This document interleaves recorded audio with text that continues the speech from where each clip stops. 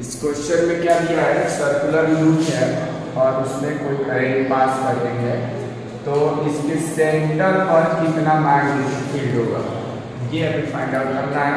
अगर इसकी radius r हो तो इसके सेंटर पर मैग्नेटिक फील्ड कितना होगा ये निकालना है।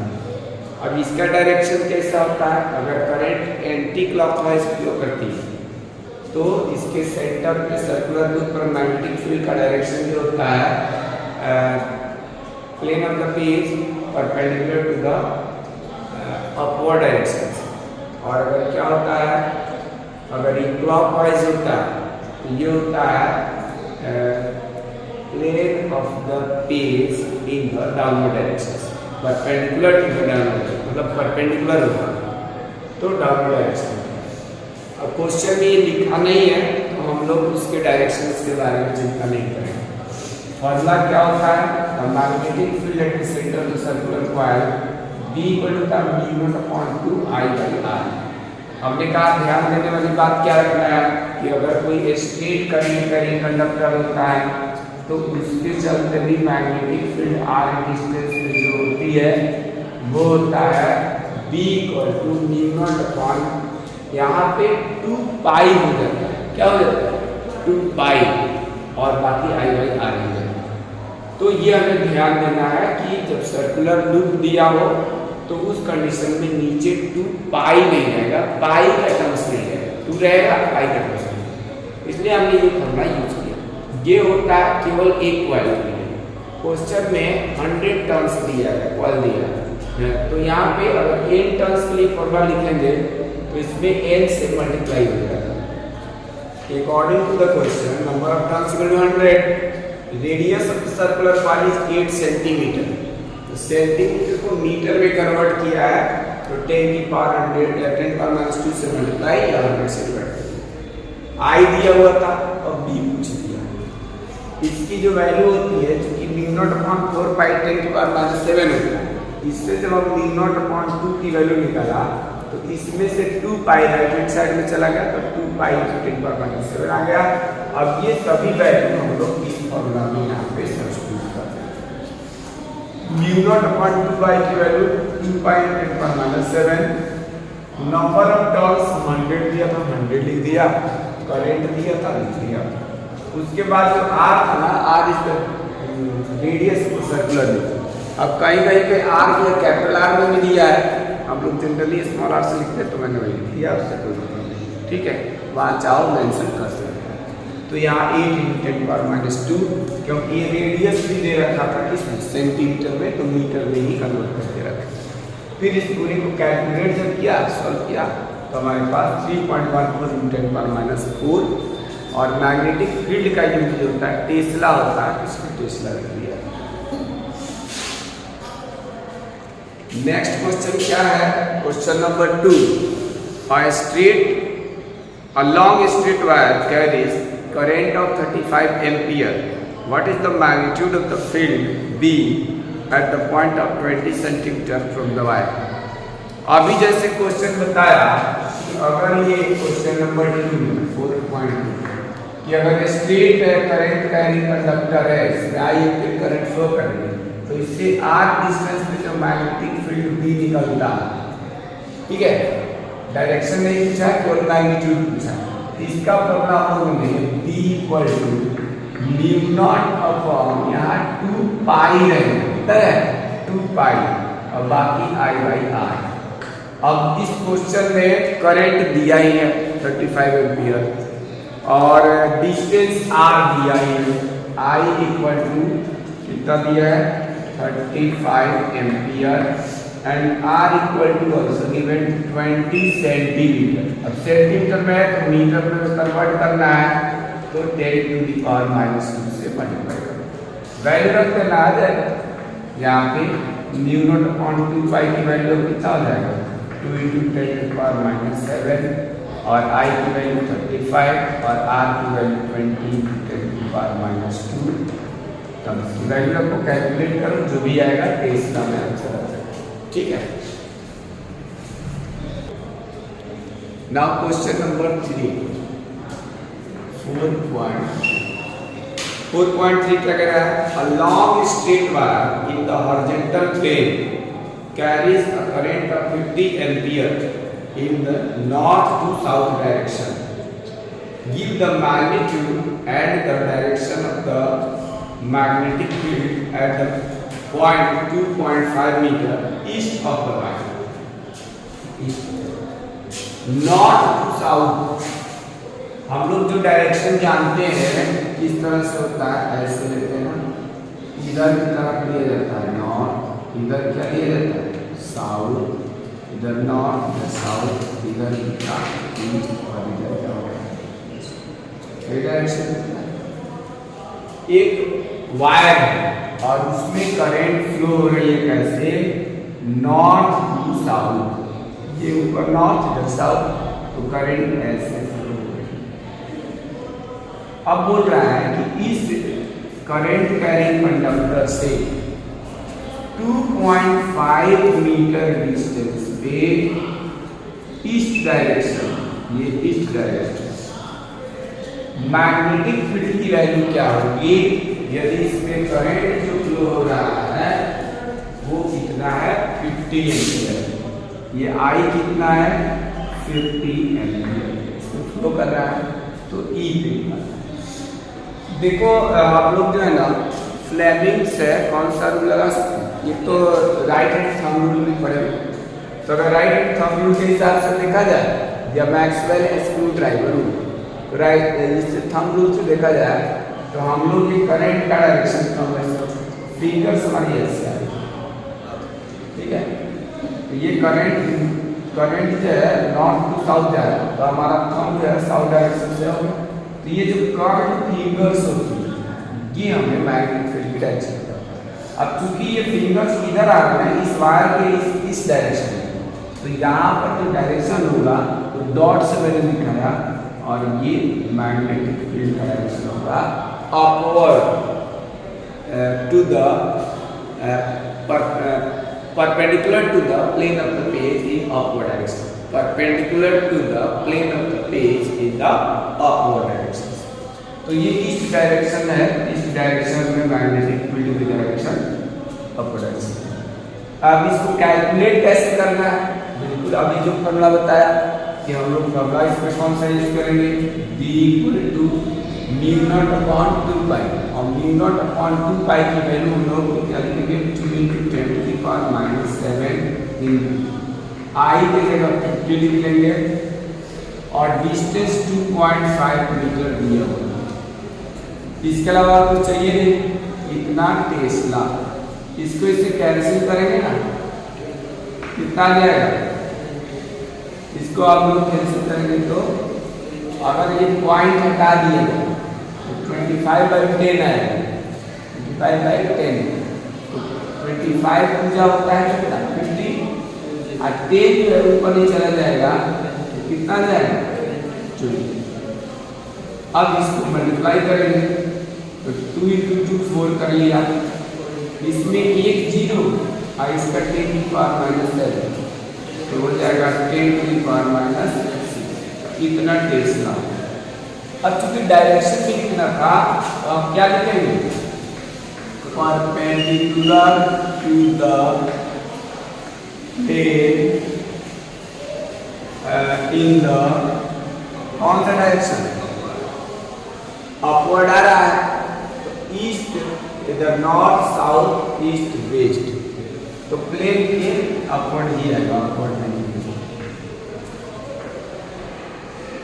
ठीक है, तो ये हो जाएगा। नेक्स्ट हम लोग का क्वेश्चन है, इसके बाद 6 तक हो जाएगा, ठीक है। 4.7 क्वेश्चन नंबर 7 क्या कह रहा है? 2 long and parallel straight wires A and B carrying currents of 8 ampere and 5 ampere in the same direction are separated by a distance of 4 centimeter. Estimate the force on a 10 centimeter section of the wire A. जब यहाँ पर हमको करना क्या है? 2 straight current carrying long wire, इसमें एक में दोनों में जो करंट फ्लो हो रही है सेम डायरेक्शन, इसको ए नाम दे दिया, इसको बी नाम दिया। इनके बीच की जो डिस्टेंस है वो 4 सेंटीमीटर है, 4 सेंटीमीटर। करंट पास कर रहा है ए में 8 एम्पियर का, बी में 5 एम्पियर का। क्वेश्चन पूछा है कि जो हमारा कंडक्टर ए है उसके 10 सेंटीमीटर लेंथ पर फोर्स की वैल्यू निकालेंगे कि कितना होगा। ठीक है, तो इसका डेरिवेशन मैंने कराया था कि force per unit length of the 2 parallel conductors, current carrying conductors equal to F by L का क्या फॉर्मूला निकाला था, म्यू नॉट अपॉन, क्या म्यू नॉट था ना, म्यू नॉट अपॉन कितना था 4 पाई, और यहाँ पे क्या था 8 इंटू I1 I2 और बाई कितना R के बीच का डिस्टेंस। तो एनसीईआरटी में डी लिखा है और डी ये, ठीक है। तो ये पर यूनिट लेंथ फोर्स निकलना है, तो हम लोग 1 मीटर लेंथ का फोर्स निकाल लेंगे। कंडक्टर ए जो होगा बी पे फोर्स लगाएगा, बी ए पर फोर्स लगाएगा, तो उसी का पर यूनिट लेंथ पर यानी 1 मीटर पे कितना लेंथ लगेगा, फोर्स लगेगा, तो F बाई L करके डेरिवेशन कराना याद है। कहाँ पे, यहाँ पे 2 पाई है, यहाँ पे 2 पाई, ठीक है। तो हम उसकी वैल्यू म्यू नॉट अपॉन 2 पाई है, तो हम चूंकि म्यू नॉट अपॉन 4 पाई की वैल्यू जानते हैं 10 पावर -7, उसका ये क्या है अब, तो इसलिए अब इसमें क्या करेंगे, किया जाएगा 2 इंटू 10 टू द पावर कितना -7। I1 की जगह पे लिख देंगे 8 एम्पियर, I2 की जगह 5 एम्पियर, और ये जो डिस्टेंस है 4 सेंटीमीटर है, 4 into 10 to the power 2 metre हो जाएगा।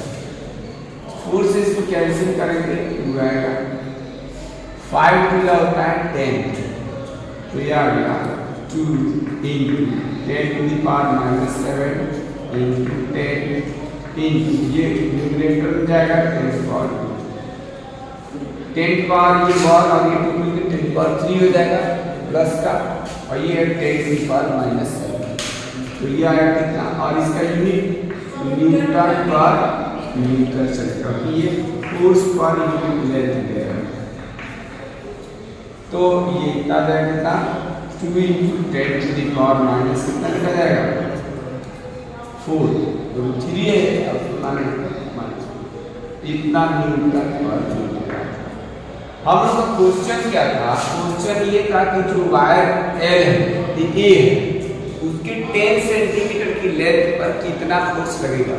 तो ये तो 1 मीटर पे है ना, और उसमें पूछा कितने पर है 10 सेंटीमीटर लेंथ, तो क्या लिखेंगे, the force on the wire A of length 10 centimetre. अब 10 सेंटीमीटर को अगर मीटर में कन्वर्ट करना चाहे तो कितना लिख सकते हैं, 10 टू द पावर 10 में 10 की पावर -2 से मल्टीप्लाई करेंगे, या यूँ समझ लो कि मैंने 10 में 100 से डिवाइड किया तो ये मीटर में आ जाएगा, यानी 1/10 मीटर निकाल इक्वल टू कितना हो जाएगा, जितना भी ये निकला है ये 1 मीटर का है, इसमें हम क्या करेंगे 1/10 से मल्टीप्लाई करेंगे, इतना न्यूटन फोर्स ये हो जाएगा, तो रहेगा ही 10 टू द पावर ऊपर जाएगा -5 मीटर। ये आंसर समझ में आया कि नहीं आया। डायरेक्शन तो नहीं पूछा क्वेश्चन, डायरेक्शन नहीं पूछा। 2 पैरेलल कंडक्टर्स है, एक में 8 एम्पियर दूसरे में 5 एम्पियर, दोनों जो है ना करंट सेम डायरेक्शन में मूव कर फ्लो करेंगे, इनके बीच का डिस्टेंस 4 सेंटीमीटर है। तो पूछा है कि 10 सेंटीमीटर लेंथ के जो कंडक्टर ए है उस पर फोर्स कितना लगेगा। यह है आंसर।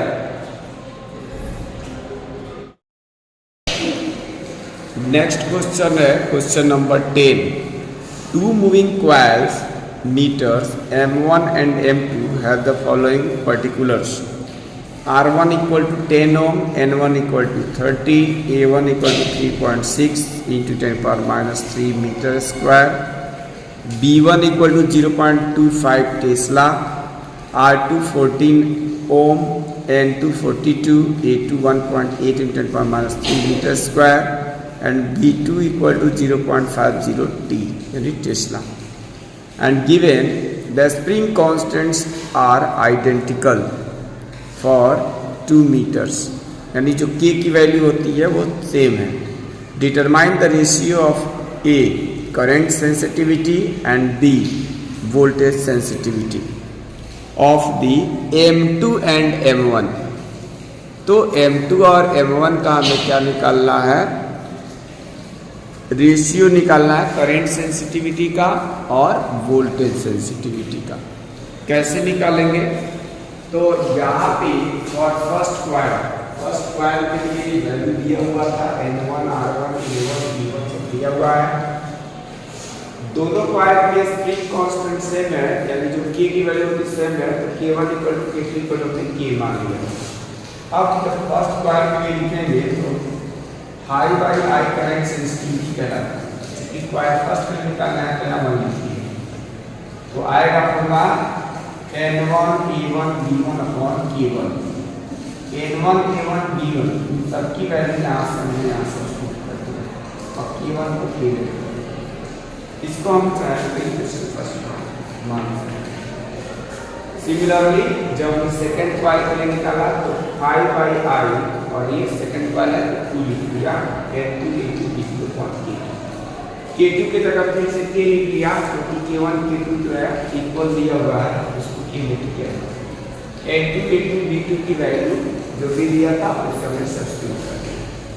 पूछा क्या था, पूछा था सेकेंड और फर्स्ट क्वाइल के करंट सेंसिटिविटी का रेशियो.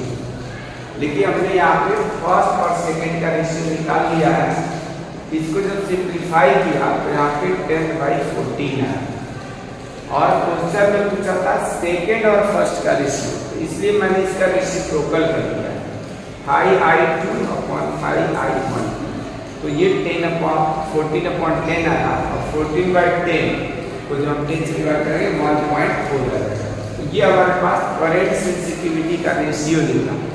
एक नेक्स्ट पार्ट पूछा है इसका वोल्टेज सेंसिटिविटी, तो वोल्टेज सेंसिटिविटी भी को भी निकाल लेते हैं. फर्स्ट क्वाइल के लिए वोल्टेज सेंसिटिविटी 5/V1 और ये लिखा जाएगा N1 A1 B1 by K जो होता है, ये तुम्हारा करंट सेंसिटिविटी कहलाता है फर्स्ट क्वाइल का. तो I1 या I1 हो जाएगा. सेम वे से I by B2 for second coil के लिए लिखा तो A2 B2 by K 1 by R. यहाँ K1 K2 को K ले लिया है क्योंकि क्वेश्चन भी दिया हुआ है. ये होता है 1.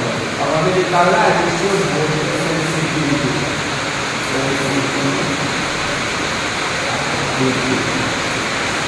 और N2 N1 इनका रेशियो निकालना है. यानी ये पहले लिखा जाएगा 5 बाई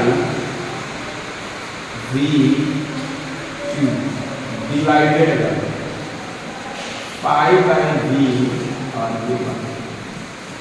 अच्छा जब देखो इसको जब हम लोग क्या करेंगे ना, इस वाले से डिवाइड करेंगे. ये टर्म हमारा कहाँ है, न्यूमरेटर में. जब न्यूमरेटर में आएगा तो आएगा 5 बाई आई और R2 लिख दिया और ये 1 बाई R2 और ये यहाँ पे आएगा 5 बाई आई 1 और ये बाई. इन दोनों की वैल्यू ना 5/2/5 की यहाँ से निकाले हुए. 1/4 लिख देते हैं या 14/10 नहीं। अब यहाँ जो 1/R2 था वो डिनोमिनेटर में चला जाएगा, तो R1 कहाँ चला जाएगा न्यूमरेटर में, तो यहाँ आएगा R1/R2। ठीक है, यहाँ से कोई दिक्कत। अब R1 की वैल्यू कितना दिया, R1 दिया हुआ है 10 और R2 दिया है 14। अब इसमें क्या दिया होगा 14/10, ये दिया हुआ है R1 की वैल्यू 10 और ये दिया है ये आ गया हमारे। तो इस तरह से हमारे पास जो वोल्टेज सेंसिटिविटी था फर्स्ट और सेकंड कॉइल का, उनका रेशियो 1 है। नोट करो।